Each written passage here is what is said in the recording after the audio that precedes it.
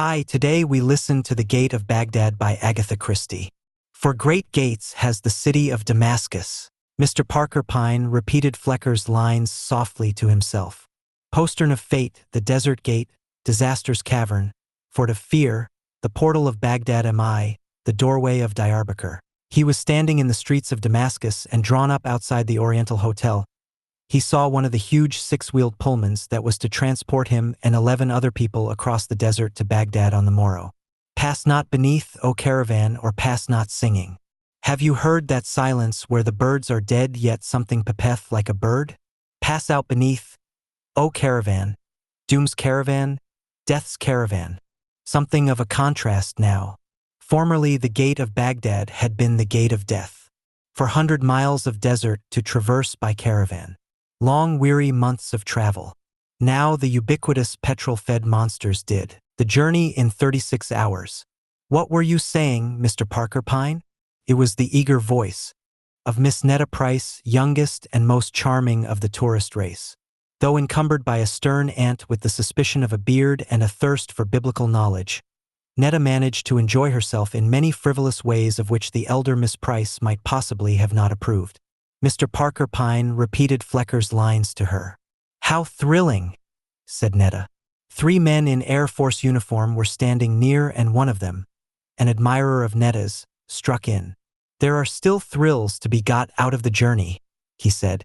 Even nowadays the convoy is occasionally shot up by bandits. Then there's losing yourself, that happens sometimes. And we are sent out to find you. One fellow was lost for 5 days in the desert. Luckily, he had plenty of water with him. Then there are the bumps. Some bumps. One man was killed. It's the truth I'm telling you. He was asleep and his head struck the top of the car and it killed him. In the six-wheeler, Mr. O'Rourke? Demanded the elder Miss Price. No, not in the six-wheeler, admitted the young man. But we must do some sightseeing, cried Netta. Her aunt drew out a guidebook. Netta edged away. I know she'll want me to go to some place where St. Paul was lowered out of a window, she whispered. And I do so want to see the bazaars. O'Rourke responded promptly. Come with me. We'll start down the street called Straight. They drifted off. Mr. Parker Pyne turned to a quiet man standing beside him, Hensley by name. He belonged to the Public Works Department of Baghdad. Damascus is a little disappointing when one sees it for the first time, he said apologetically. A little civilized. Trams and modern houses and shops. Hensley nodded. He was a man of few words. Not got back of beyond when you think you have, he jerked out. Another man drifted up, a fair young man wearing an old Etonian tie. He had an amiable but slightly vacant face which at the moment looked worried. He and Hensley were in the same department. Hello, Smethurst, said his friend. Lost anything? Captain Smethurst shook his head. He was a young man of somewhat slow intellect. Just looking round, he said vaguely. Then he seemed to rouse himself. Ought to have a beano tonight. What? The two friends went off together. Mr. Parker Pyne bought a local paper printed in French. He did not find it very interesting. The local news meant nothing to him and nothing of importance seemed to be going on elsewhere. He found a few paragraphs headed laundress. The first referred to financial matters. The second dealt with the supposed destination of Mr. Samuel Long, the defaulting financier. His defalcations now amounted to the sum of 3 millions, and it was rumored that he had reached South America. Not too bad for a man just turned 30, said Mr. Parker Pyne to himself. I beg your pardon? Parker Pyne turned to confront an Italian general who had been on the same boat with him from Brindisi to Beirut. Mr. Parker Pyne explained his remark. The Italian general nodded his head several times. He is a great criminal, that man. Even in Italy we have suffered. He inspired confidence all over the world. He is a man of breeding, too, they say. Well, he went to Eton and Oxford, said Mr. Parker Pyne cautiously. Will he be caught, do you think? Depends on how much of a start he got. He may be still in England. He may be anywhere. Here with us? The general laughed. Possibly. Mr. Parker Pyne remained serious. For all you know, General, I may be he. The general gave him a startled glance. Then his olive-brown face relaxed into a smile of comprehension. Oh, that is very good indeed. But you, his eyes strayed downwards from Mr. Parker Pyne's face. Mr. Parker Pyne interpreted the glance correctly. You mustn't judge by appearances, he said. A little additional embonpoint is easily managed and has a remarkably aging effect, he added dreamily. Then there is hair dye, of course, and face stain, and even a change of nationality. General Polly withdrew doubtfully. He never knew how far the English were serious. Mr. Parker Pyne amused himself that evening by going to a cinema. Afterwards, he was directed to a nightly palace of gaieties. It appeared to him to be neither a palace nor gay. Various ladies danced with a distinct lack of verve. The applause was languid. Suddenly, Mr. Parker Pyne caught sight of Smethurst. The young man was sitting at a table alone. His face was flushed, and it occurred to Mr. Parker Pyne that he had already drunk more than was good for him. He went across and joined the young man. Disgraceful, the way these girls treat you, said Captain Smethurst gloomily. Bought her too. Drinks, 3 drinks, lots of drinks. Then she goes off laughing with some dago. Call it a disgrace. Mr. Parker Pyne sympathized. He suggested coffee. Got some Eric coming, said Smethurst. Jolly good stuff. You try it. Mr. Parker Pyne knew something of the properties of Eric. He employed tact. Smethurst, however, shook his head. I'm in a bit of a mess, he said. Got to cheer myself up. Don't know what you'd do in my place. Don't like to go back on a pal, what? I mean to say, and yet, what's a fellow to do? He studied Mr. Parker Pyne as though noticing him for the first time. Who are you? He demanded with the curtness born of his potations. What do you do? The confidence trick, said Mr. Parker Pyne gently. Smethurst gazed at him in lively concern. What you too? Mr. Parker Pyne drew from his wallet a cutting. He laid it on the table in front of Smethurst. Are you unhappy? So it ran. If so, consult Mr. Parker Pyne. Smethurst focused on it after some difficulty. Well, I'm damned, he ejaculated. You meanter say, people come and tell you things? They confide in me, yes. Pack of idiotic women, I suppose. A good many women, admitted Mr. Parker Pyne. But men also. What about you, my young friend? You wanted advice just now. Shut your damned head, said Captain Smethurst. No business of anybody's. Anybody's except mine. Where's that goddamned Eric? Mr. Parker Pyne shook his head sadly. He gave up Captain Smethurst as a bad job. The convoy for Baghdad started at 7 o'clock in the morning. There was a party of 12. Mr. Parker Pyne and General Polly, Miss Price and her niece, 3 Air Force officers, Smethurst and Hensley, and an Armenian mother and son by name Pentimian. The journey started uneventfully. The fruit trees of Damascus were soon left behind. The sky was cloudy, and the young driver looked at it doubtfully once or twice. He exchanged remarks with Hensley. Been raining a good bit the other side of Rutbah. Hope we shan't stick. They made a halt at midday, and square cardboard boxes of lunch were handed round. The 2 drivers brewed tea, which was served in cardboard cups. They drove on again across the flat, interminable plain. Mr. Parker Pyne thought of the slow caravans and the weeks of journeying. Just at sunset, they came to the desert fort of Rutbah. The great gates were unbarred, and the 6-wheeler drove in through them into the inner courtyard of the fort. This feels exciting, said Netta. After a wash, she was eager for a short walk. Flight Lieutenant O'Rourke and Mr. Parker Pyne offered themselves as escorts. As they started, the manager came up to them and begged them not to go far away, as it might be difficult to find their way back after dark. We'll only go a short way, O'Rourke promised. Walking was not, indeed, very interesting owing to the sameness of the surroundings. Once Mr. Parker Pyne bent and picked something up. What is it? Asked Netta. Curiously, he held it out to her. A prehistoric flint, Miss Price. A borer. Did they kill each other with them? No, it had a more peaceful use. but I expect they could have killed with it if they'd wanted to.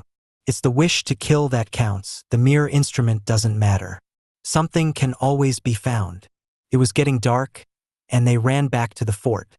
After a dinner of many courses of the tinned variety, they sat and smoked. At 12 o'clock, the six-wheeler was to proceed. The driver looked anxious. "Some bad patches near here," he said. "We may stick." They all climbed into the big car and settled themselves. Miss Price was annoyed not to be able to get at one of her suitcases. "I should like my bedroom slippers," she said. "More likely to need your gum boots," said Smethurst. "If I know the look of things, we'll be stuck in a sea of mud." "I haven't even got a change of stockings," said Netta. "That's all right. You'll stay put. Only the stronger sex has to get out and heave." "Always carry spare socks," said Hensley, patting his overcoat pocket. "Never know." The lights were turned out. The big car started out into the night. The going was not too good. They were not jolted as they would have been in a touring car, but nevertheless they got a bad bump now and then. Mr. Parker Pyne had one of the front seats. Across the aisle was the Armenian lady shrouded in wraps and shawls. Her son was behind her. Behind Mr. Parker Pyne were the two Miss Prices. The General, Smethurst, Hensley, and the RAF men were at the back. The car rushed on through the night. Mr. Parker Pyne found it hard to sleep. His position was cramped. The Armenian lady's feet stuck out and encroached on his preserve. She, at any rate, was comfortable. Everyone else seemed to be asleep. Mr. Parker Pyne felt drowsiness stealing over him, when a sudden jolt threw him towards the roof of the car. He heard a drowsy protest from the back of the six-wheeler. "Steady. Want to break our necks." Then the drowsiness returned. A few minutes later, his neck sagging uncomfortably, Mr. Parker Pyne slept. He was awakened suddenly. The six-wheeler had stopped. Some of the men were getting out. Hensley spoke briefly. "We're stuck." Anxious to see all there was to see, Mr. Parker Pyne stepped gingerly out in the mud. It was not raining now. Indeed, there was a moon, and by its light the drivers could be seen frantically at work with jacks and stones, striving to raise the wheels. Most of the men were helping. From the windows of the six-wheeler, the three women looked out. Miss Price and Netta with interest, the Armenian lady with ill-concealed disgust.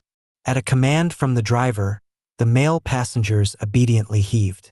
"Where's that Armenian fellow?" demanded O'Rourke. "Keeping his toes warmed and comfortable like a cat? Let's have him out too."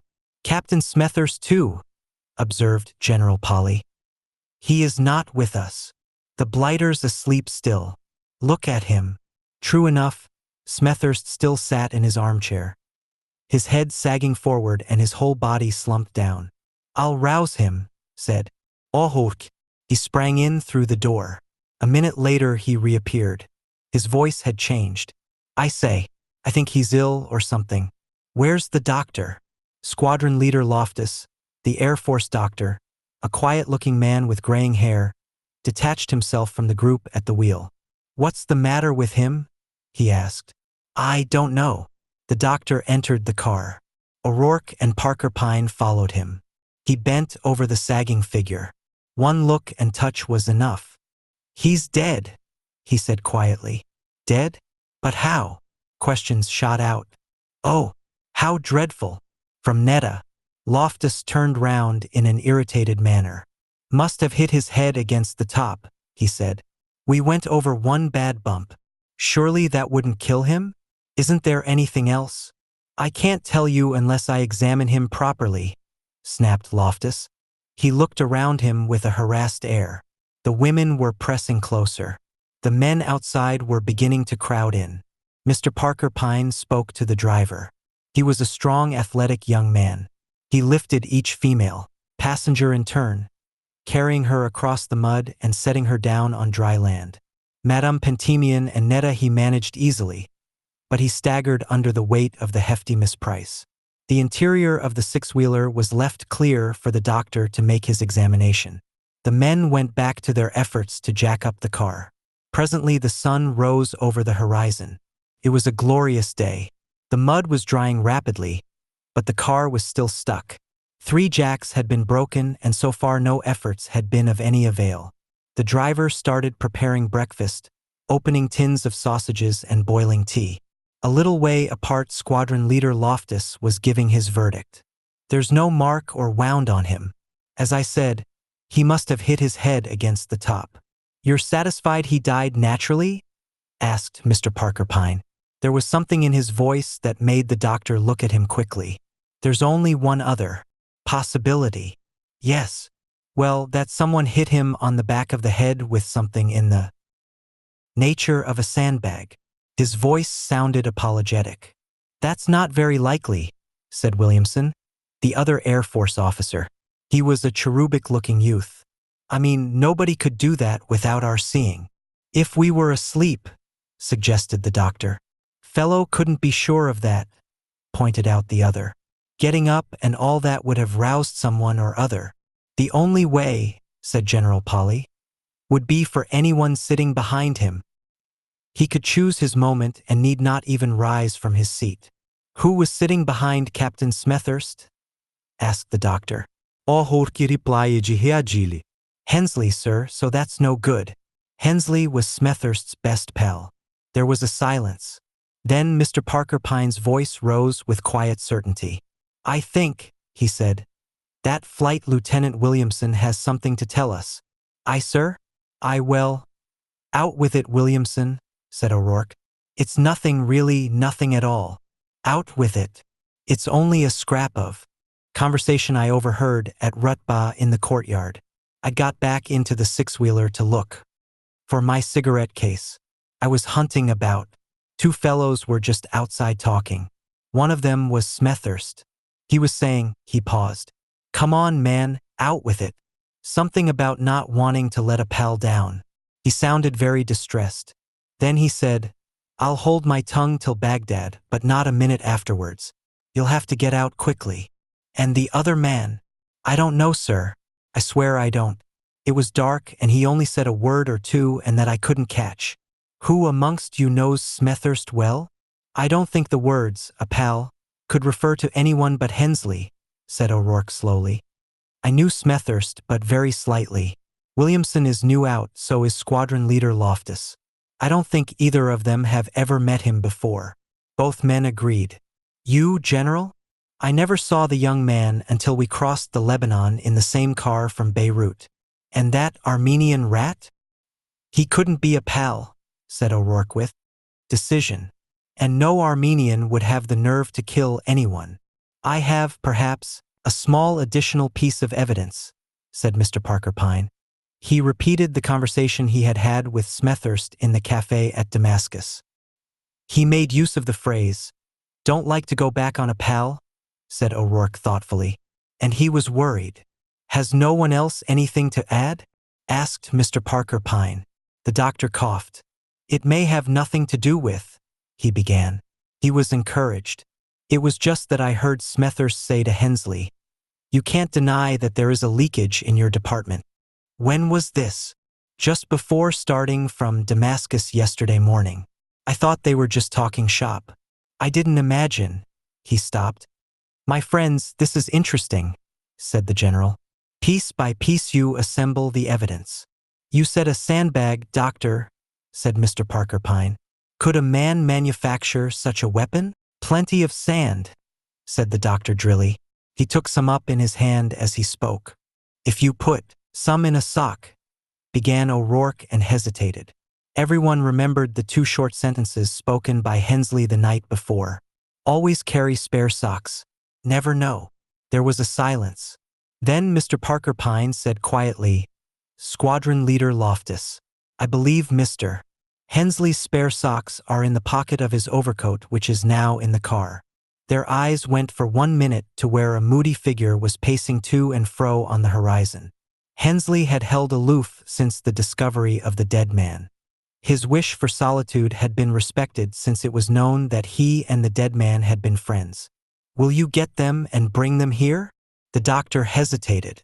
I don't like, he muttered. He looked again at that pacing figure. Seems a bit low down. You must get them, please, said Mr. Parker Pyne. The circumstances are unusual. We are marooned here, and we have got to know the truth. If you will fetch those socks, I fancy we shall be a step nearer." Loftus turned away obediently. Mr. Parker Pyne drew General Polly a little aside. "General, I think it was you who sat across the aisle from Captain Smethurst." "That is so. Did anyone get up and pass down the car?" "Only the English lady, Miss Price. She went to the wash place at the back." "Did she stumble at all?" "She lurched with the movement of the car." "Naturally. She was the only person you saw moving about?" "Yes." The general looked at him curiously and said, "Who are you? I wonder. You take command, yet you are not a soldier." "I have seen a good deal of life," said Mr. Parker Pyne. "You have traveled, eh?" "No," said Mr. Parker Pyne. "I have sat in an office." Loftus returned carrying the socks. Mr. Parker Pyne took them from him and examined them. To the inside of one of them wet sand still adhered. Mr. Parker Pyne drew a deep breath. "Now I know," he said. All their eyes went to the pacing figure on the horizon. "I should like to look at the body, if I may," said Mr. Parker Pyne. He went with the doctor to where Smethurst's body had been, laid down covered with a tarpaulin. The doctor removed the cover. "There's nothing to see," he said. But Mr. Parker Pyne's eyes were fixed on the dead man's tie. "So Smethurst was an old Etonian," he said. Loftus looked surprised. Then Mr. Parker Pyne surprised him still further. "What do you know of young Williamson?" he asked. "Nothing at all. I only met him at Beirut. I come from Egypt." "But why? Surely?" "Well, it's on his evidence we're going to hang a man, isn't it?" said Mr. Parker Pyne cheerfully. "One's got to be careful." He still seemed to be interested in the dead man's tie and collar. He unfastened the studs and removed the collar. Then he uttered an exclamation. "See that?" On the back of the collar was a small round bloodstain. He peered closer down at the uncovered neck. "This man wasn't killed by a blow on the head, doctor," he said briskly. "He was stabbed at the base of the skull. You can just see the tiny puncture. And I missed it." "You'd got your preconceived notion," said Mr. Parker Pyne apologetically. "A blow on the head. It's easy enough to miss this. You can hardly see the wound. A quick stab with a small sharp instrument and death would be instantaneous. The victim wouldn't even cry out." "Do you mean a stiletto? You think the general?" "Italians and stilettos go together in the popular fancy. Hello, here comes a car." A touring car appeared over the horizon. "Good," said O'Rourke as he came up to join them. "The ladies can go on in that." "What about our murderer?" asked Mr. Parker Pyne. "You mean Hensley?" "No, I don't mean Hensley," said Mr. Parker Pyne. "I happen to know that Hensley's innocent." "You? But why?" "Well, you see, he had sand in his sock." O'Rourke started. "I know my boy," said Mr. Parker Pyne gently. "It doesn't sound like sense, but it is. Smethurst wasn't hit on the head, you see, he was stabbed." He paused a minute and then went on. "Just cast your mind back to the conversation I told you about, the conversation we had in the cafe. You picked out what was, to you, the significant phrase. But it was another phrase that struck me. When I said to him that I did the confidence trick, he said, 'What, you too? Doesn't that strike you as rather curious? I don't know that you'd describe a series of peculations from a department as a confidence trick. Confidence trick is more descriptive of someone like the absconding Mr. Samuel Long, for instance." The doctor started. O'Rourke said, "Yes, perhaps. I said in jest that perhaps the absconding Mr. Long was one of our party. Suppose that this is the truth." "What? But it's impossible." "Not at all. What do you know of people besides their passports and the accounts they give of themselves? Am I really Mr. Parker Pyne? Is General Polly really an Italian general? And what of the masculine Miss Price Sr., who needs a shave most distinctly? But Smethurst, didn't know Long. Smethurst is an old Etonian. Long also was at Eton. Smethurst may have known him, although he didn't tell you so. He may have recognized him amongst us. And if so, what is he to do? He has a simple mind, and he worries over the matter. He decides at last to say nothing until Baghdad is reached. But after that he will hold his tongue no longer. "You think one of us is long," said O'Rourke, still dazed. He drew a deep breath. "It must be the Italian fellow, it must. Or what about the Armenian? To make up as a foreigner and to get a foreign passport is really much more difficult than to remain English," said Mr. Parker Pyne. "Miss Price?" said O'Rourke incredulously. "No," said Mr. Parker Pyne. "This is our man." He laid what seemed an almost friendly hand on the shoulder of the man beside him. But there was nothing friendly in his voice, and the fingers were vice-like in their grip. "Squadron Leader Loftus or Mr. Samuel Long, it doesn't matter what you call him, but that's—" "Impossible, impossible, splutter d'O'Rourke." "Loftus has been in the service for years. But you've never met him before, have you? He was a stranger to all of you. It isn't the real Loftus naturally." The quiet man found his voice. "Clever of you to guess. How did you, by the way? Your ridiculous statement that Smethurst had been killed by bumping his head. O'Rourke put that idea into your head when we were standing talking in Damascus yesterday. You thought, how simple. You were the only doctor with us, whatever you said would be accepted. You'd got Loftus's kit. You'd got his instruments. It was easy to select a neat little tool for your purpose. You lean over to speak to him, and as you are speaking you drive the little weapon home. You talk a minute or two longer. It is dark in the car. Who will suspect?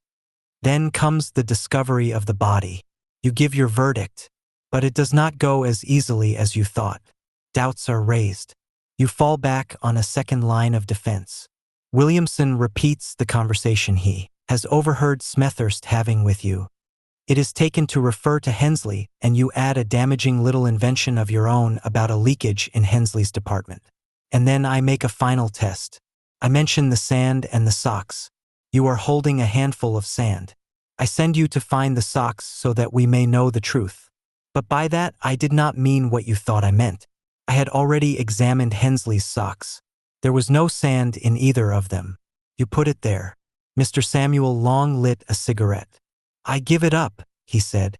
"My luck's turned. Well, I had a good run while it lasted. They were getting hot on my trail when I reached Egypt. I came across Loftus. He was going to join up in Baghdad, and he knew none of them there. It was too good a chance to be missed. I bought him. Cost me £20,000. What was that to me?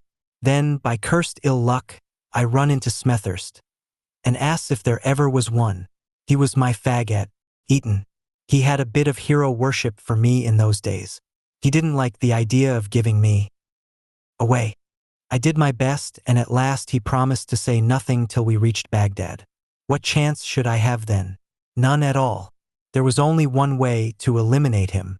But I can assure you I am not a murderer by nature. My talents lie in quite another direction." His face changed, contracted. He swayed and pitched forward. O'Rourke bent over him. "Probably prussic acid in the cigarette," said Mr. Parker Pyne. "The gambler has lost his last throw." He looked around him at the wide desert. The sun beat down on him. Only yesterday they had left Damascus by the gate of Baghdad. "Pass not beneath, O caravan, or pass not singing. Have you heard that silence where the birds are dead yet something peepeth like a bird?" Please subscribe, like this video for more great audiobook stories, and check my channel. What other books should we read?